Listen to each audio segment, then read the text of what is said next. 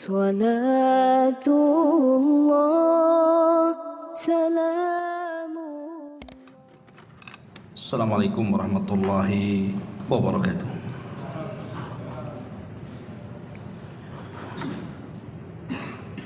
Alhamdulillah wassalatu wassalamu ala rasulillah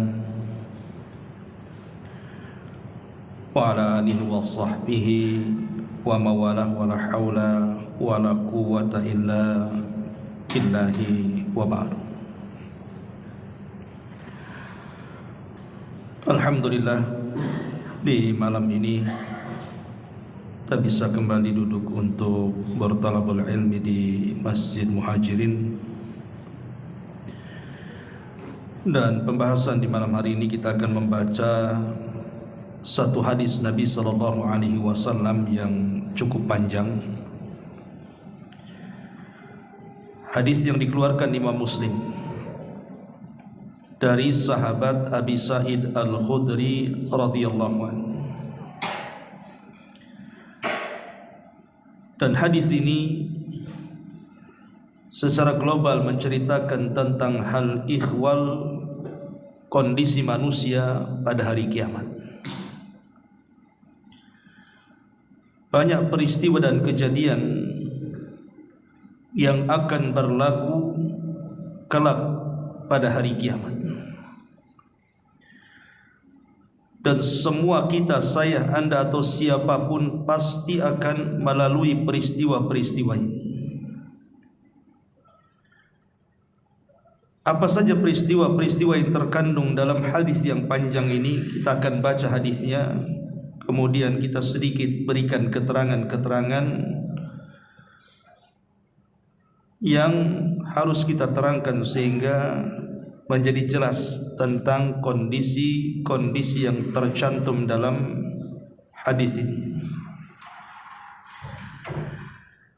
An Abi Sa'id Al-Khudri radhiyallahu anhu,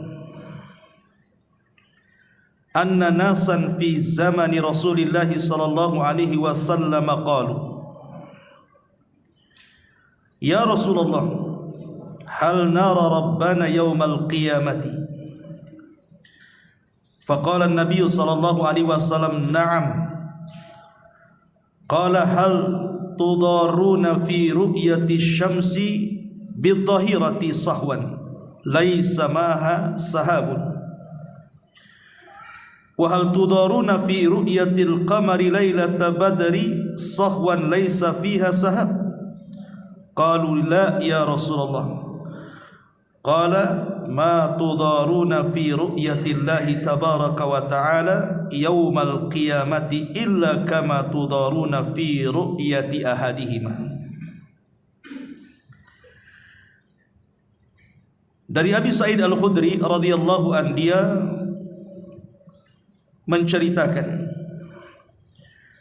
bahwa ada sekelompok manusia pada zaman Nabi sallallahu alaihi wasallam.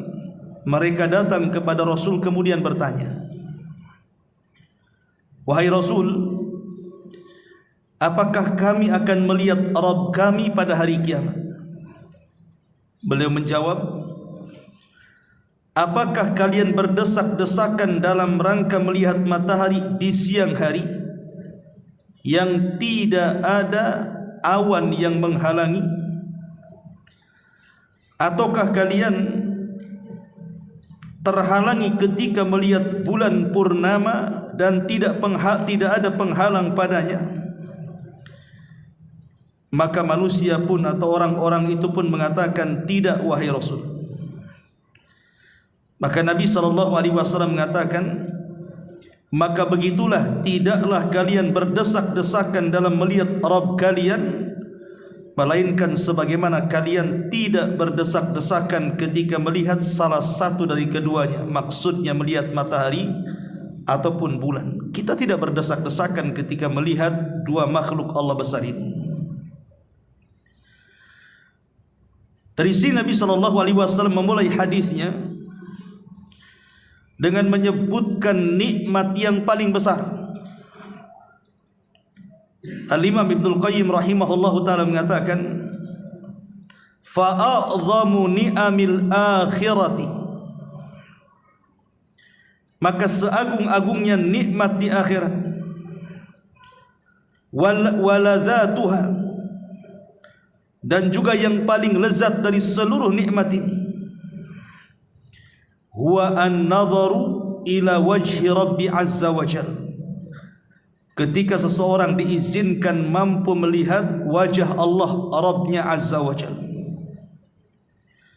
wa sama'u kalamihi, dan bisa mendengar kalam-kalamnya, wal qurbu minhu, dan bisa mendekat kepadanya, kama thabata fi sahih fi hadits ru'ya, sebagaimana yang tertera dalam hadis-hadis sahih yang bicara tentang ru'yatullah, seorang mukmin akan melihat Allah Subhanahu wa taala. Bahkan dalam sebuah hadis dijelaskan, ketika penduduk sorga masuk ke dalam sorga, maka Allah Subhanahu wa ta'ala akan datang kepada mereka di balik tabir.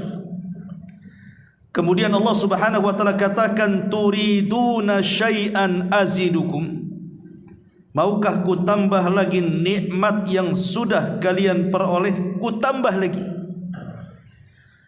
Maka penduduk sorga tiba-tiba mengatakan, ya Rabb, alam tubayyid wujuhana, bukankah engkau sudah memutihkan wajah-wajah kami, wa tudkhilana al-jannah, dan memasukkan kami ke sorga, wa tubaiduna anin nar, dan menjauhkan kami dari neraka, apalagi ya Rabb, sudah cukup. Tapi Allah Subhanahu wa ta'ala tetap bertanya seperti itu sampai fayakshiful hijab, maka pemisah ataupun hijab yang mendinding Allah dengan penduduk sorga itu tiba-tiba terbuka. Apa yang terjadi? Fama u'tu syai'an ahabba ilaihi min nadhari ila rabbihim.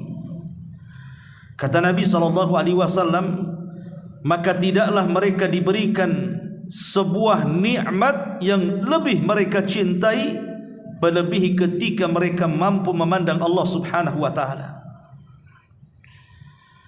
Karena inilah nikmat terbesar, apalagi tidak ada nikmat yang paling besar melebihi Allah Subhanahu wa ta'ala mendekatkan kita di sisinya, kemudian mendengarkan ucapan-ucapannya dan kalam-kalamnya secara langsung, kemudian kita bisa memandang wajah Allah Subhanahu wa ta'ala tanpa penghalang, bagaikan kita melihat matahari dan bulan yang tidak berdesak-desakan. Ma'asyiral muslimin yang dimuliakan Allah Subhanahu wa ta'ala, maka berdoalah kepada Allah Subhanahu wa ta'ala agar kita bisa memandang wajah Allah Subhanahu wa ta'ala. Kemudian Rasulullah SAW melanjutkan sabdanya, idza kana yaumul qiyamah adzana muadzdhinun liyattabi' kullu ummatin ma kanat ta'budu fala yabqa ahadun kana ya'budu ghairallah subhanahu minal asnami wal ansabi illa yatasaqatuna finnar hatta idza lam yabqa illa man kana ya'budullaha min barrin wa fajirin wa ghubari ahlil kitabi fayud'al yahud fayuqalu lahum ma kuntum ta'budun qalu kunna na'budu Uzair ibnullah fayuqalu kadzabtum mattakhadallahu min sahibatin wala waladin famadza tabghuna qalu atishna ya rabbana fasqina fayusharu ilaihim ala tariduna fayuhsyaruna ila an-nar ka'annaha sarabun yakhtimu ba'daha ba'dha fatasaqatuna fin nari. Kata Nabi SAW, pada hari kiamat akan didatangkan seorang penyeru yang akan menyeru. Kemudian penyeru mengatakan, hendaklah setiap umat mengikuti sesuatu yang dahulu mereka sembah di dunia, sehingga tidaklah ada seorang pun yang menyembah selain Allah berupa berhala atau patung-patung, melainkan mereka akan berjatuhan ke dalam neraka. sehingga tidak ada yang tersisa seorang pun kecuali orang-orang yang menyembah Allah, baik dia orang yang baik ataupun yang buruk. Dan juga sebagian sisa-sisa ahli kitab dari kalangan Yahudi akan didatangkan di hadapan Allah Subhanahu wa ta'ala. Kemudian Allah akan bertanya kepada orang-orang Yahudi ini, apa yang kalian sembah dahulu di dunia? Maka orang-orang Yahudi mengatakan, kami dahulu menyembah Uzair, putra Allah. Maka dikatakan kepada mereka, kalian berdusta.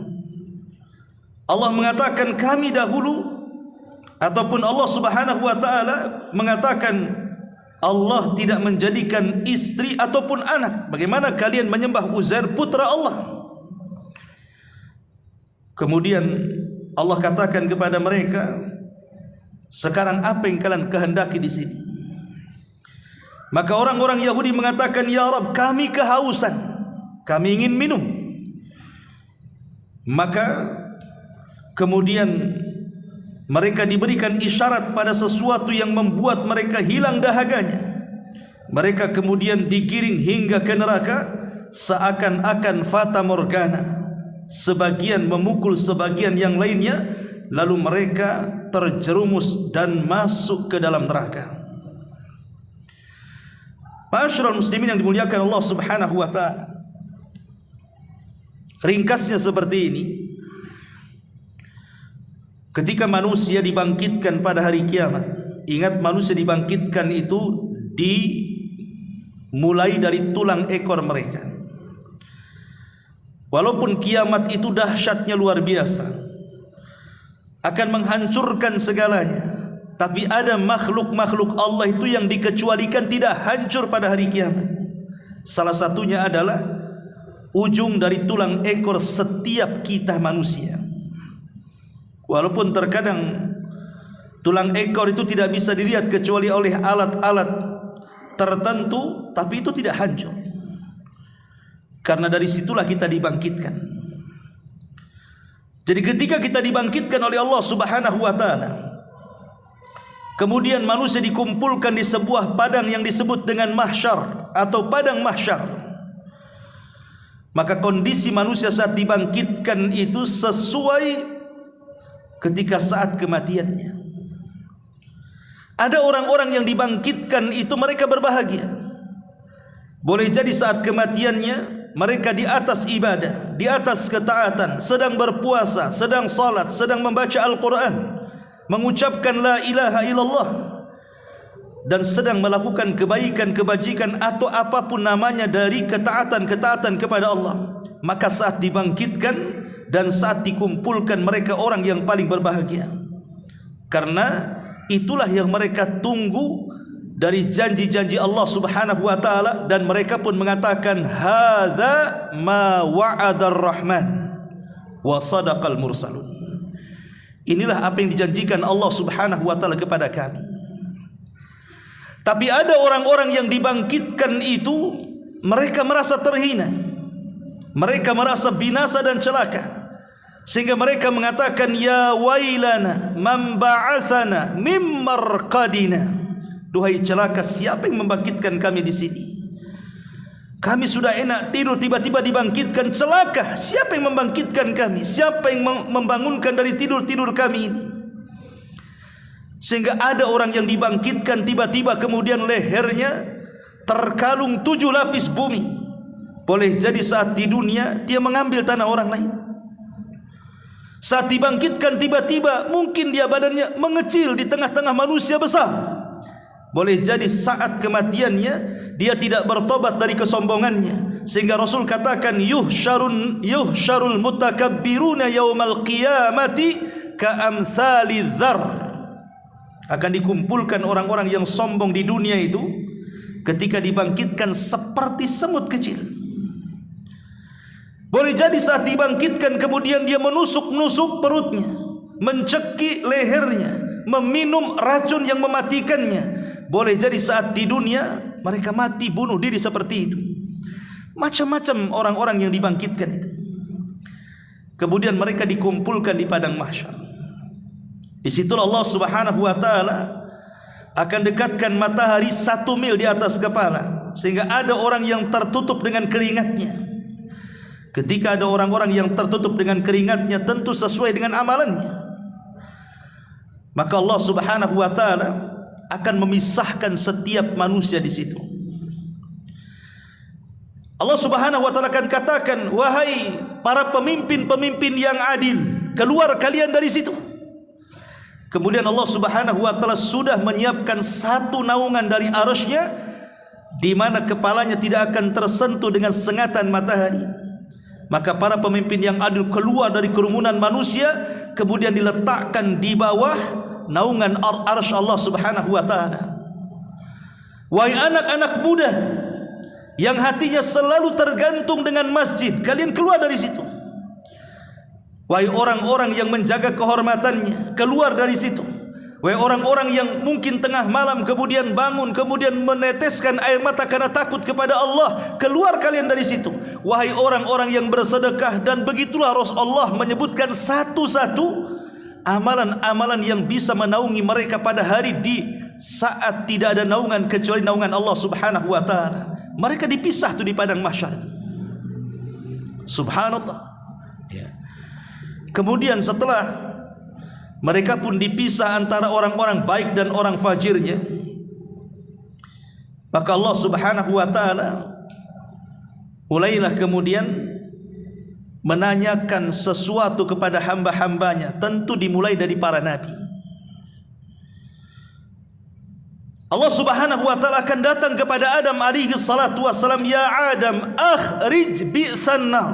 Wahai Adam, keluarkan dari keturunanmu utusan-utusan neraka. Adam bingung, wa ma bi'tsan nar, apa yang dimaksud utusan neraka ya Rabb? Maka Allah mengatakan, keluarkan dari keturunanmu dari 1999, masukkan mereka ke neraka, 1 ke sorga. Dari sini menunjukkan bahwa penghuni neraka jauh lebih banyak dibandingkan penghuni sorga, karena jumlahnya dari 1000, 1 masuk sorga, 999 masuk neraka. Kemudian Allah Subhanahu wa taala datang kepada Nuh dan mengatakan, ya Nuh, apakah sudah kau sampaikan risalahku kepada umatmu? Maka Nuh mengatakan, ya Rabb, sudah ku sampaikan risalahmu kepada umatku, bahkan siang malam aku berdakwah kepada mereka. Inni da'autu qaumi laila wa nahara, aku berdakwah kepada kaumku siang malam ya Rabb. Maka Allah mengatakan kepada kaumnya Nuh, wahai kaum Nuh, betul Nuh sudah menyampaikan risalahnya kepada kalian. Kata kaum Nuh mengatakan, kadzaban Nuh, Nuh dusta ya Rabb, dia tidak pernah menyampaikan risalahnya kepada kami, katanya. Maka Allah mengatakan, lihat Nuh, umatmu mengatakan engkau belum menyampaikan risalah kepada mereka. Adakah engkau saksi bahwa engkau menyampaikan risalahmu kepada mereka? Maka Nuh mengatakan, ya ada. Siapa? Kemudian Nuh mengisyaratkan kepada Rasul kita Muhammad sallallahu alaihi wasallam dan umatnya, kita-kita ini. Kemudian Allah bertanya kepada Rasulullah sallallahu alaihi wasallam, apakah engkau akan jadi saksi bagi kaum yang tidak pernah kau lihat wahai Muhammad? Engkau tidak hidup di zaman Nabi Nuh, bagaimana engkau akan bersaksi kepada zaman yang kau tidak saksikan? Maka Rasulullah sallallahu alaihi wasallam dan umatnya mengatakan, ya Rabb, yang mengatakan Nuh sudah menyampaikan risalah itu engkau sendiri. Maka kemudian Nabi SAW membacakan suratun Nuh, bagaimana Nuh sudah menyampaikan risalahnya. Maka Allah katakan, sungguh benar ucapanmu, dan sungguh benar Nuh alaihi salatu wassalam, dan sungguh berdusta kaumnya. Jadi Nabi Allah Subhanahu wa taala terus akan bertanya kepada setiap para nabi, termasuk Nabi Isa bin Maryam. Isa akan dihadapkan di hadapan Allah. Kemudian Allah Subhanahu wa taala mengatakan, ya Isa bin Maryam, a anta qulta lin-nasi ittakhiduni wa ummiya ilahaini min dunillah. Wahai Isa, putra Maryam, apakah kamu mengatakan kepada manusia, jadikan aku dan ibuku 2 orang Tuhan selain daripada Allah? Karena umat Nasrani menganggap Isa itu Tuhan dan ibunya juga Tuhan. Maka Allah mengatakan kepada Isa, "Wahai Isa, apakah engkau mengajak manusia untuk menyembahmu dan ibumu?" Maka Isa mengatakan, "Subhanaka ma yakunu li an aqula ma laysa li bihaq, in kuntu qultuhu faqad alimta, ta'lamu ma fi nafsi wa la a'lamu ma fi nafsik, innaka anta 'allamul ghuyub." Maka Isa pun membantah dan mengatakan, "Maha suci engkau ya Rabb, tidak mungkinlah aku mengucapkan kalimat itu.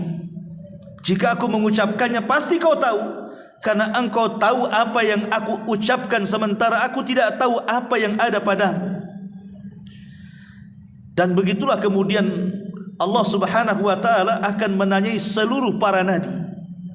Setelah seluruh para nabi ditanya, maka mulailah bertanya kepada setiap umatnya dan mengatakan, "Ikutilah setiap nabi yang kalian ikuti di dunia." Akhirnya kemudian masing-masing umat itu akan di belakang para nabinya. Pamannya Nabi Nuh, maka umatnya akan di belakangnya.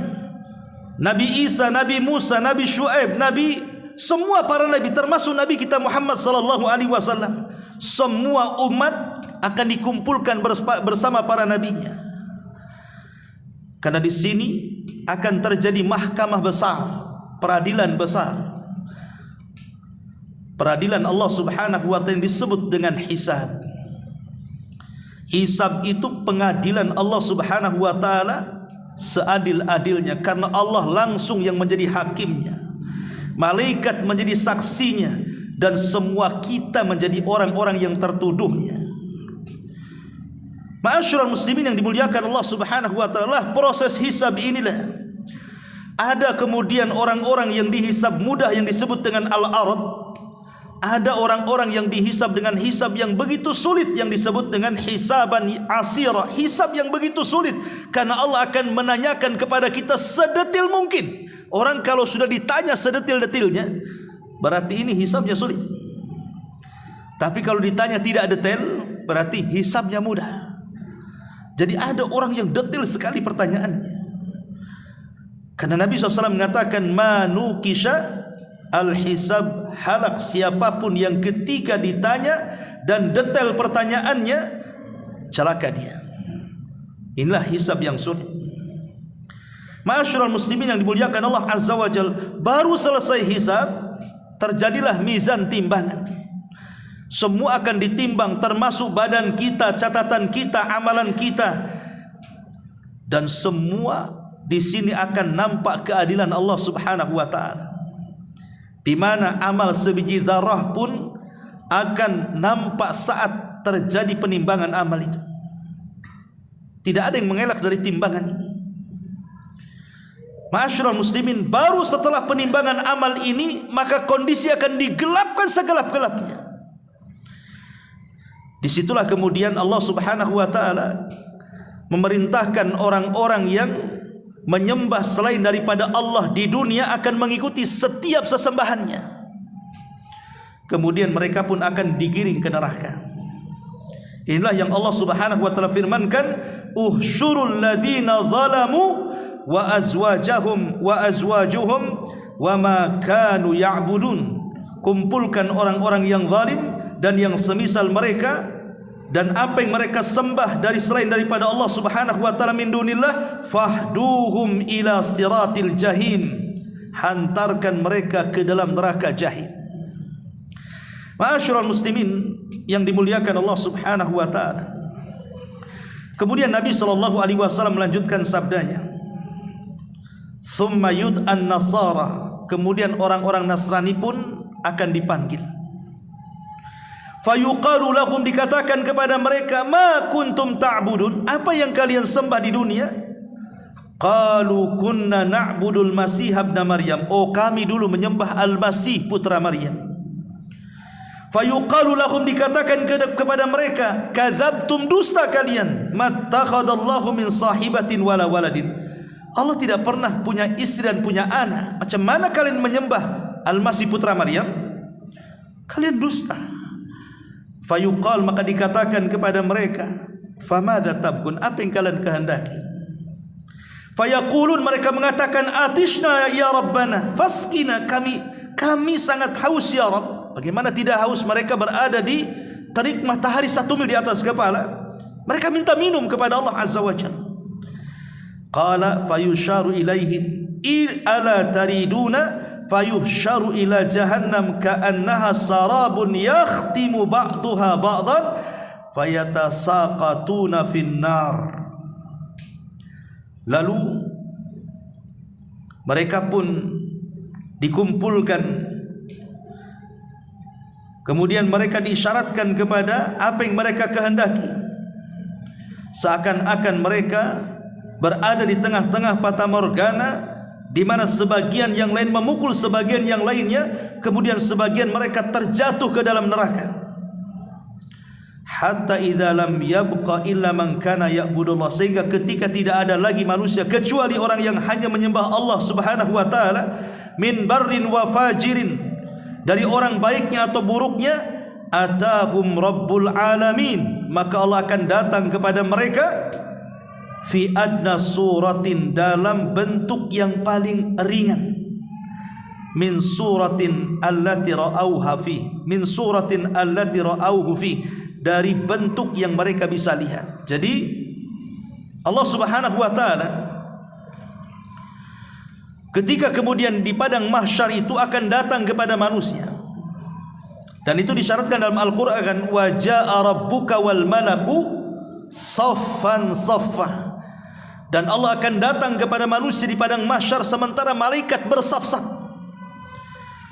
Dan tentu orang-orang yang beriman mereka mampu memandang wajah Allah Subhanahu wa taala. Tapi orang-orang kafir mereka akan terhalang dari melihat wajah Allah Subhanahu wa taala. Kenapa?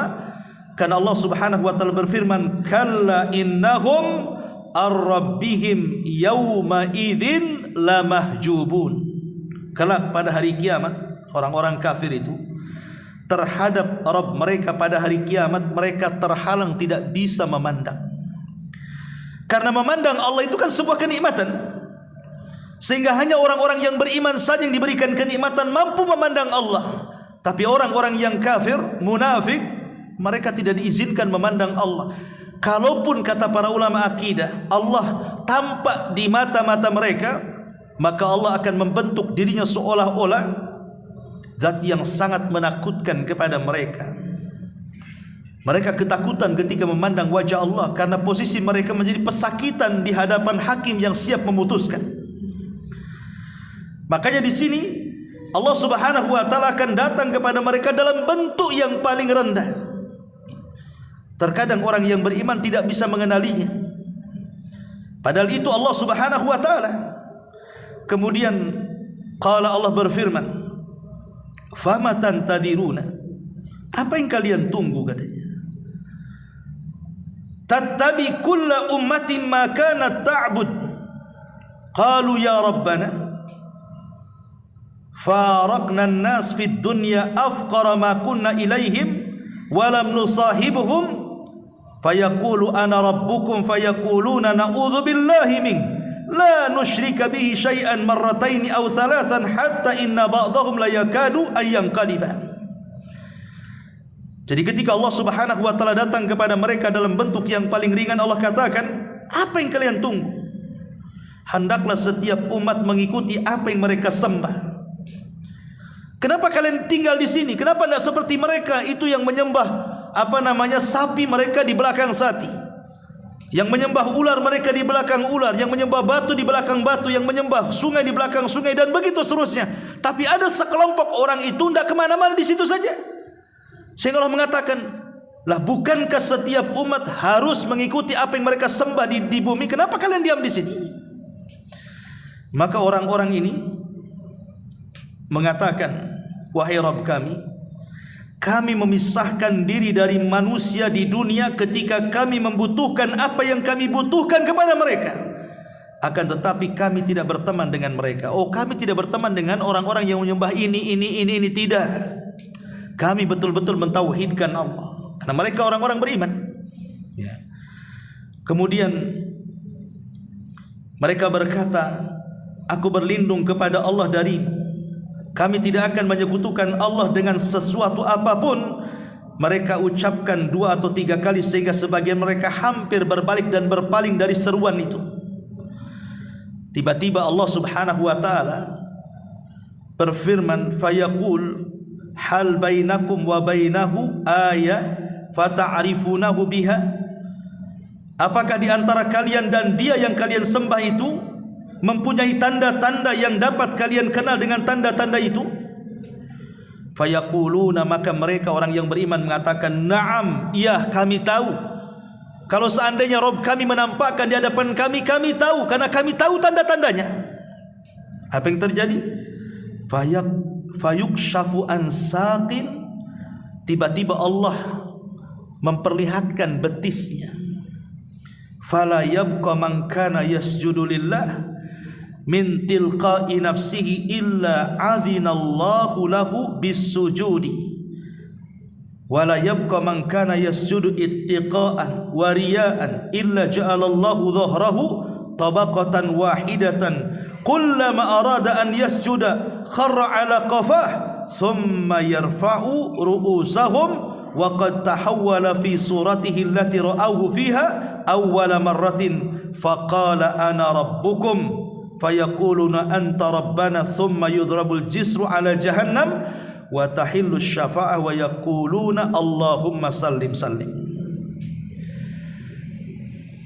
Ketika Allah Subhanahu wa taala bertanya, apakah di antara kalian dan dia mempunyai tanda-tanda yang dapat kalian kenal dengan tanda-tanda itu, mereka menjawab ya.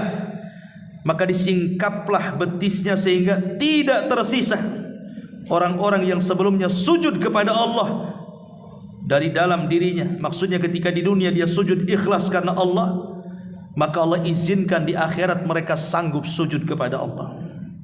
Tetapi tidak tersisa orang-orang yang sebelumnya sujud di dunia, mereka sujud karena ego, karena riya, karena sum'ah, karena sombong.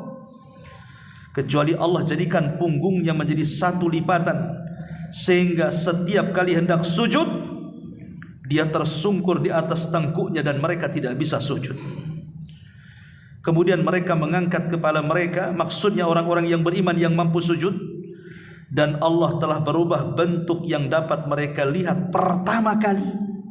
Itulah pertama kali Allah muncul dan menampakkan dirinya di hadapan orang-orang yang beriman pada hari kiamat, dan Allah mengatakan, aku adalah Rabb kalian. Maka mereka berkata, engkau Rabb kami. Kemudian dibentangkan jembatan di atas jahanam dan berlakulah syafaat pada hari itu. Mereka pun mengatakan, ya Rabb, selamatkan kami. Ma'asyiral muslimin yang dimuliakan Allah Azza wa Jalla, itulah firman Allah Subhanahu wa taala dalam Al-Qur'an, di mana Allah Subhanahu wa taala mengatakan, yauma yukshafu an saqin wa yud'auna ila sujudi fala yastati'un. Pada hari betis disingkapkan dan mereka dipanggil untuk sujud, tapi mereka tidak bisa sujud. Siapa mereka? Mereka orang-orang munafik, orang yang ketika salat hanya untuk riya saja, ketika salat itu hanya untuk sum'ah saja, bukan ikhlas karena Allah. Maka walaupun di dunia mereka bisa sujud kepada Allah, di akhirat mereka tidak sanggup sujud kepada Allah. Hanya orang-orang yang ketika di dunia ikhlas sujudnya karena Allah, merekalah yang kemudian mampu sujud kepada Allah Subhanahu wa taala. Ma'asyiral muslimin yang dimuliakan Allah Azza wa Jalla, kembali ke cerita Yaumul Qiyamah.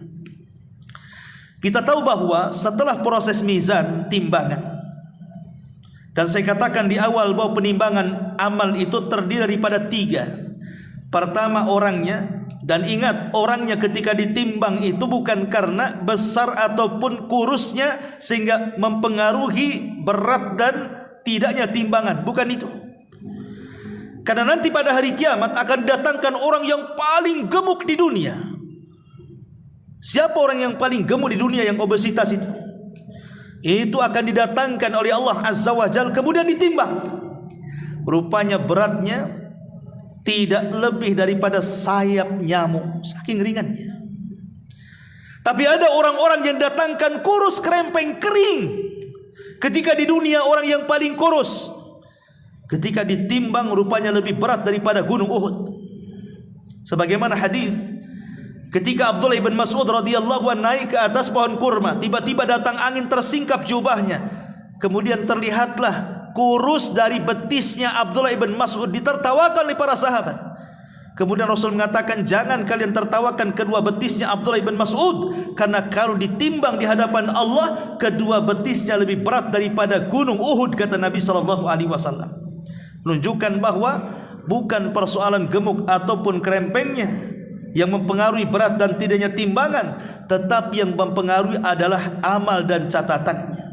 Karena akan ditimbang itu badan kita, kemudian amal kita yang akan dibentuk dalam bentuk jism, kemudian catatan kita dijadikan satu timbangan. Disitulah akan nampak keadilan Allah Subhanahu wa ta'ala. Karena manusia ketika di dunia menimbang itu terkadang mengurang, terkadang menambah. Lihat para pedagang itu, ketika mereka menimbang sebuah timbangan, terkadang mereka ganjal timbangannya, akhirnya dikurangi kan takarannya. Terkadang kalau dia orang baik boleh juga menambah, tetapi di akhirat itu Allah tidak akan menambah, tidak akan mengurang, pas timbangannya.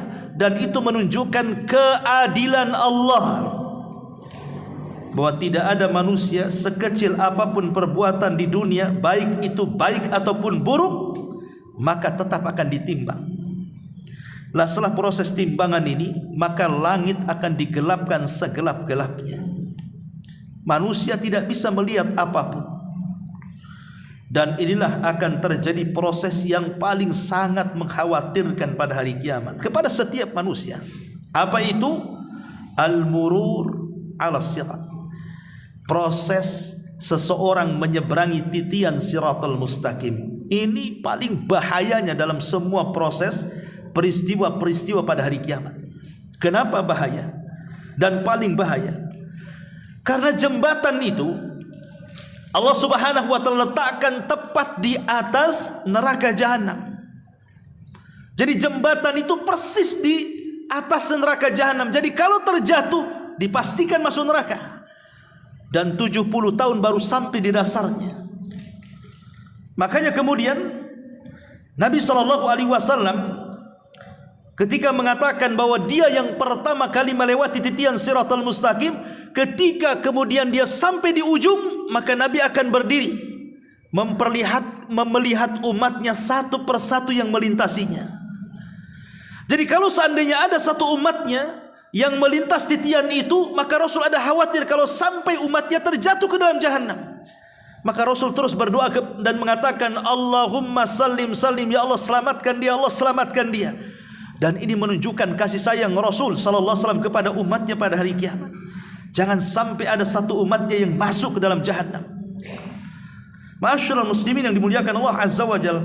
Makanya kemudian Rasul melanjutkan sabdanya di sini. Qila ya Rasulullah, wa mal jisru? Apa itu jisr? Apa itu jembatan? Rasul ditanya soal jembatan. Qala, maka Rasul mengatakan, dhahdhun mazillatun fihi khatatibu wa kalalibu wa hasakun takunu bin najdi fiha syuwaikatun yuqalu laha Sa'dan. Kata Nabi SAW, jembatan itu sangatlah licin dan menggelincirkan. Di sana terdapat besi-besi pencakar, besi-besi pengait, duri-duri besi yang terbuat dari pohon-pohon yang berduri, yang orang-orang katakan sebagai as-sa'dan. Kemudian kata Rasul, fayamurrul mu'minun katarafil aini wa kalbarki wa karrihi wa katairi wa ka'ajawidil khayli wa rukabi. Maka ketika orang-orang yang beriman melalui titian itu, maka di antara mereka ada yang seperti kilat, tahu-tahu dah sampai di ujung. Ada yang seperti kedipan mata, ada yang seperti angin, ada yang seperti burung, ada yang seperti kecepatan lari kuda, bahkan ada yang seperti berlari kencang. Ada juga yang kemudian di antara mereka yang menunggangi tunggangan. Kemudian kata Rasul, fanaji muslim wa makhdush mursalun wa makdush fin nari jahannam hatta idza khalusal mu'min minan nar.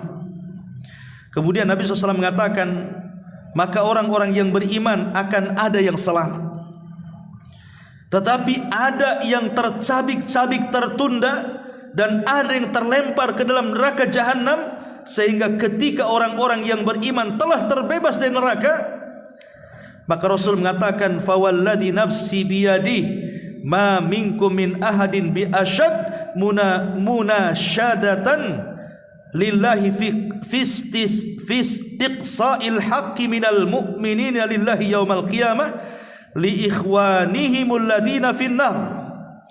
Maka demi zat yang jiwaku berada di tangannya, tidaklah seorang dari kalian yang begitu gigih memohon kepada Allah di dalam menuntut kebenaran pada hari kiamat untuk saudaranya yang berada dalam neraka. Mereka pun berseru, ya Rabb, ya Rabb, kanu yasumuna ma'ana, bukankah mereka puasa bersama kami? Wa yusalluna wa yahujjuna ma'ana, mereka salat dan haji bersama kami. Fayuqalu lahu, maka dikatakan kepada mereka, akhriju man araftum, keluarkan orang yang kau kenali. Fatuharramu suwaruhum alan nar fayukhrijuna khalqan kathiran qad akhadatin nar ila nisfi saqaihi wa ila ka'bataihi wa ila rukbataihi. Kemudian dikatakan, keluarkan orang-orang yang kalian kenali. Maka bentuk-bentuk mereka hitam kelam karena terpanggang oleh api neraka. Kemudian mereka mengeluarkan begitu banyak orang-orang yang telah mereka begitu banyak orang-orang yang telah dimakan api neraka sampai pada pertengahan betisnya, atau boleh jadi sampai kedua lututnya. Jadi penggalan hadis yang sebelumnya, manusia akan melewati setiap titian Siratal Mustaqim, dan manusia akan diberikan, setiap manusia itu cahaya yang akan melintasinya. Dengan cahaya itulah dia sanggup meniti titian itu. Lah ketika kemudian orang-orang yang beriman, mereka sudah selamat, dan sebagian mereka ada yang masuk ke dalam jahanam. Kalau orang kafir kan tidak sempat meniti titian karena mereka sudah digiring ke dalam jahanam kan itu. Hanya orang yang beriman saja dan orang munafik. Jadi orang munafik juga akan meniti titian ini. Tetapi orang munafik ini, mereka meniti titian ini hanya Allah ingin menipu, memperdaya mereka sebagaimana di dunia mereka menipu Allah dan orang-orang yang beriman, maka mereka akan tipu di titian ini. Itulah orang-orang munafik. Lah singkat cerita, kata Nabi SAW, ketika orang-orang sudah masuk dalam sorga, orang-orang ini sudah masuk dalam sorga ini, mereka teringat dengan kawan-kawan yang masuk neraka. Jadi orang-orang yang beriman akan teringat dengan teman-temannya yang masuk neraka. Kemudian mereka mengatakan kepada Allah, ya Rabb, orang yang masuk neraka itu kawan kami. Dulu di dunia mereka sholat bersama kami, puasa bersama kami, haji bersama kami. Kenapa kau masukkan mereka ke neraka? Kemudian mereka mengatakan, ya Rabb, tolonglah keluarkan mereka dari neraka. Sebagian riwayat mengatakan, la taqtamilu ladzatina hatta tukhrijahu minan nar, jangan kau sempurnakan kenikmatan kami di sorga sampai kau keluarkan kawan kami dari neraka. Dari sini ikhwatu fiddin yang dimuliakan Allah Azza wa Jalla, Hasan Al-Basri sampai mengatakan, Imam Hasan Al-Basri, apa kata beliau? Istaghfiru minal ikhwan, fa inna likulli mu'minin syafa'ah yaumal qiyamah.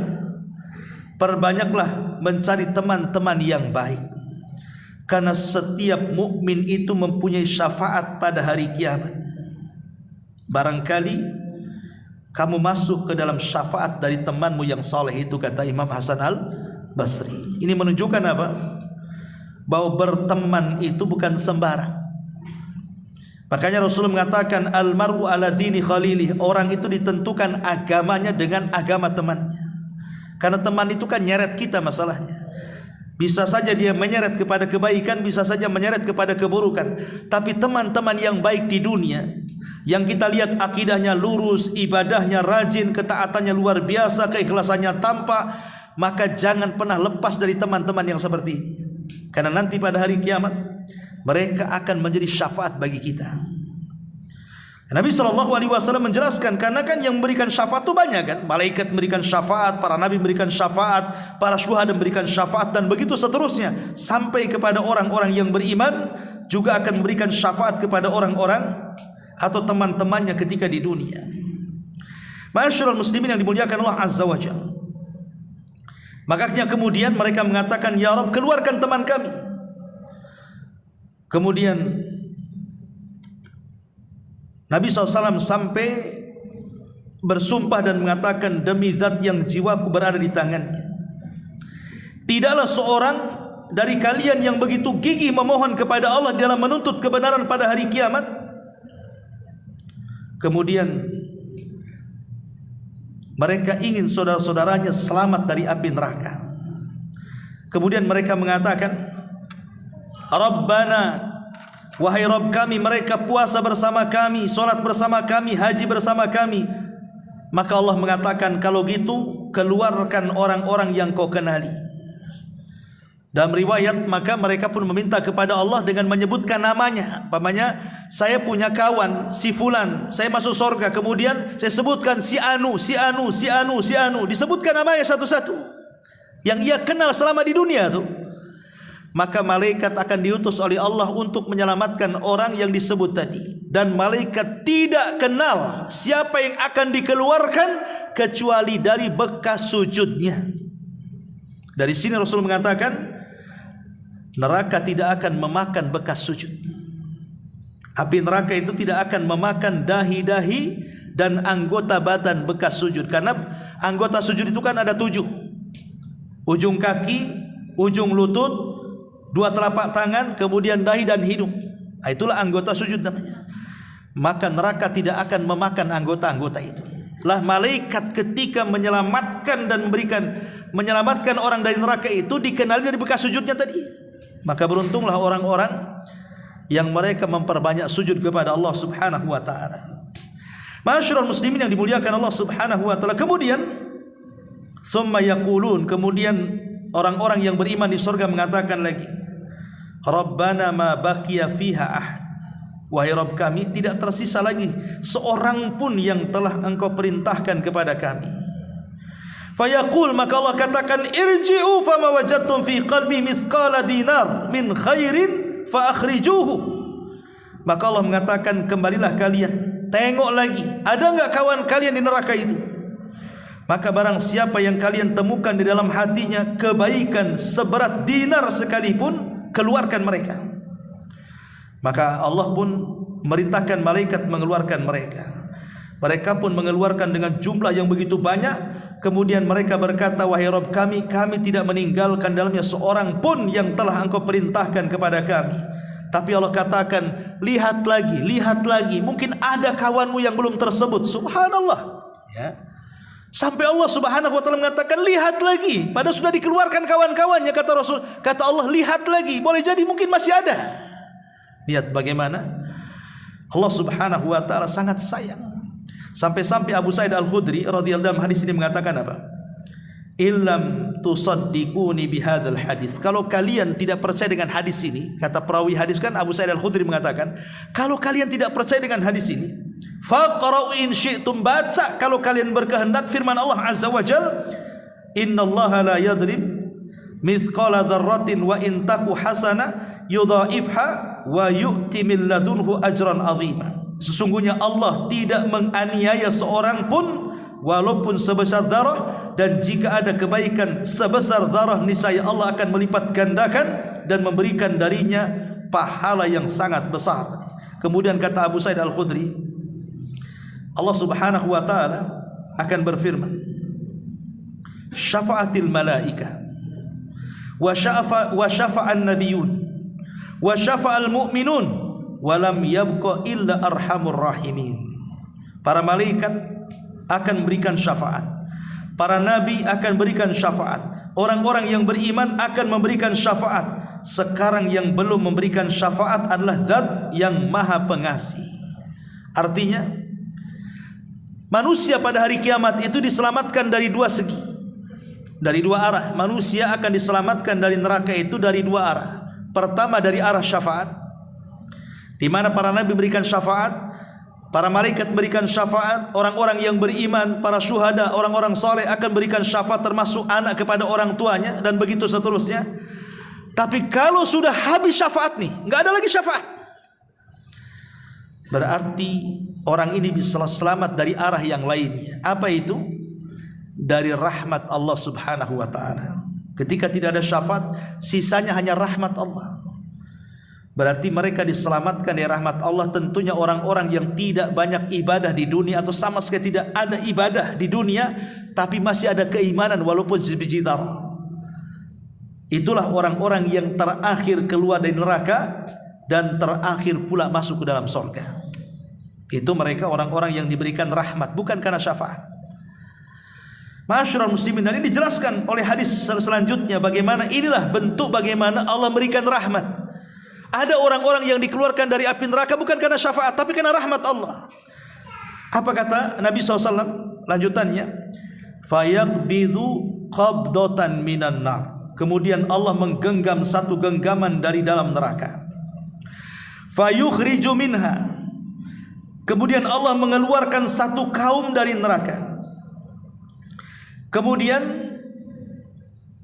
kauman lam ya'malu khairan qad, sebuah kaum yang tidak punya kebaikan sekecil apapun. Qad adu humaman, sementara mereka sudah gosong karena terbakar. Kemudian Allah ambil, fayulqihim fi nahrin min afwahil jannah, maka mereka akan diletakkan di sebuah sungai di pintu-pintu sorga. Yuqalu lahu nahrul haya, dikatakan namanya sungai kehidupan. Fayakhrujuna kama takhrujul habbatu fi hamilis saili. Kemudian mereka keluar dari dalam sungai layaknya biji yang tumbuh dari aliran sungai. Ala tarawnaha takunu ilal hajari au ila syajari ma yakunu ila syamsi usayfirun au uhaydirun wa ma yakunu minha illa dhil yakunu abyad. Faqalu ya Rasulullah ka'annaka kunta tar'abil badiyati. Jadi setelah mereka dikeluarkan dari dalam sungai layaknya biji tumbuh dari aliran sungai, kata Rasul, tidakkah kalian lihat ia tumbuh merambah di bebatuan atau pepohonan mengejar sinar matahari? Kemudian mereka yang tumbuh layaknya biji, ada yang berwarna kekuningan, ada yang kehijauan, sementara yang berada di bawah bayangan akan berwarna putih. Para sahabat bertanya, wahai Rasul, seakan-akan engkau sedang menggembali daerah orang-orang Badui. Qala, maka Rasul mengatakan, fayakhrujuna kalu'lu'i fi riqabihimul khawatim. Kemudian keluarlah seperti mutiara, sementara di lutut-lutut mereka terdapat cincin yang bisa diketahui oleh penduduk sorga. Kemudian dikatakan, Allah berfirman, masuklah kalian ke dalam sorga, apa yang kalian lihat maka itulah yang kalian akan miliki. Ma'asyiral muslimin yang dimuliakan Allah Azza wa Jalla, artinya inilah orang-orang yang akan mendapatkan rahmat tanpa syafaat, dan mereka orang yang terakhir keluar dari neraka dan masuk ke dalam sorga. Dalam riwayat begini, jadi orang-orang yang terakhir keluar dari neraka itu, mereka meminta kepada Allah untuk dijauhkan sejauh-jauhnya dari neraka dan mengatakan, ya Rabb, neraka sudah membakar kami, neraka sudah menyesakkan hidung dan pernapasan kami, jauhkan kami dari neraka. Maka mereka pun dijauhkan dari neraka dan didekatkan ke sorga. Kemudian dari kejauhan dia melihat pohon. Pohon itu penuh dengan buah-buahan, dan di bawah pohon itu ada aliran sungai. Di situ ada makanan, di situ ada minuman. Itulah angan-angan penduduk neraka. Karena ketika mereka di neraka, mereka kan mengatakan kepada, kan neraka itu kan ada jendelanya, sorga juga ada jendelanya. Jadi penduduk sorga dari jendela itu bisa melihat penduduk neraka dari jendela itu bisa melihat kenikmatan sorga. Maka penduduk neraka mengatakan kepada penduduk sorga itu, berdialog tuh di antar jendela itu. Apa kata penduduk neraka ini? Dia mengatakan, wahai penduduk sorga, afidhu alaina minal ma' au mimma razaqakumullah. Berikanlah setetes air yang Allah berikan kepada kalian, atau makanan yang Allah rizkikan kepada kalian. Tapi penduduk surga mengatakan apa? Innallaha harramahum 'alal kafirin. Oh, tidak bisa Allah haramkan kepada kalian oleh orang-orang kafir. Jadi cita-cita penuh neraka itu hanya ingin minum dan makan. Karena makanan dan minumannya di neraka itu na'udzubillah tidak bisa dimakan. Kalau dimakan membahayakan, menghancurkan dan membinasakan. Makanya ketika melihat ada pohon, banyak buahnya, di bawahnya ada aliran sungai, mereka mengatakan, "Ya Rabb, dekatkan kami ke situ," katanya. Allah mengatakan, "Janji kalau seandainya aku dekatkan kau ke sana, kau tidak akan minta yang lainnya." Maka hamba ini mengatakan, "Aku janji ya Rabb, asal kau dekatkan kami ke situ." Akhirnya kemudian didekatkanlah ke pohon itu. Rupanya dia melihat pohon itu banyak makanan buah-buahannya. Dengan lezatnya dia makan, dengan lezatnya dia minum, dan dia pun merasa sangat nyaman sekali. Karena selama ini disiksa luar biasa kan itu. Tiba-tiba dari pohon itu dia melihat ada pohon yang jauh lebih besar lagi. Yang jauh lebih besar lagi, lebih banyak buah-buahannya, dan aliran sungainya lebih dahsyat lagi. Tiba-tiba mengatakan, "Ya Rabb, bisa enggak kau dekatkan aku ke pohon yang itu?" katanya. Allah mengatakanlah, "Tadi kan sudah aku katakan, kalau aku dekatkan kau tidak akan minta yang lainnya." "Iya wahai Rabb, ini kedua kalinya," katanya. Akhirnya didekatkan ke pohon yang kedua. Kemudian dari pohon yang kedua ada pohon yang ketiga lagi. Dan dia mengatakan, "Ya Rabb, dekatkan kami kepada pohon yang ketiga." Lah, bukankah kau sudah mengatakan kalau sudah dekatkan ke pohon yang kedua kau tidak akan meminta? "Iya, ini yang terakhir ya Rabb," katanya. Nikmat manusia. Didekatkanlah ke pohon yang ketiga. Rupanya setelah pohon yang ketiga itu ada gerbang sorga. Dia bisa melihat dari celah-celah sorga itu bagaimana kenikmatan di dalamnya. Dia mengatakan, "Ya Rabb, masukkan aku ke sorga." Lah, tadi apa yang kau bilang? Setelah ku dekatkan kau ke pohon yang ketiga, kau tidak akan minta lagi, katanya. Itulah rupanya manusia seperti itu ya. Kadang-kadang janji ini hanya janji di lisan saja ya. Akhirnya Allah mengatakan, "Sudah gini saja.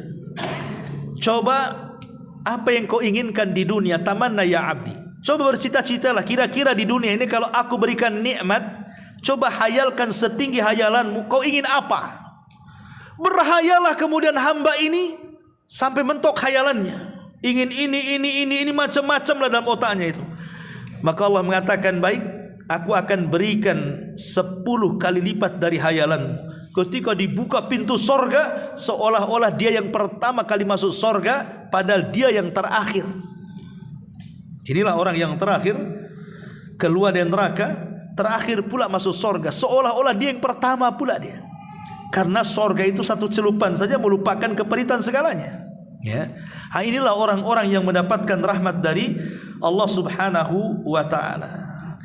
Inilah di antara riwayat yang cukup panjang yang dikeluarkan Imam Muslim dari hadis Abi Sa'id Al-Khudri radhiyallahu an.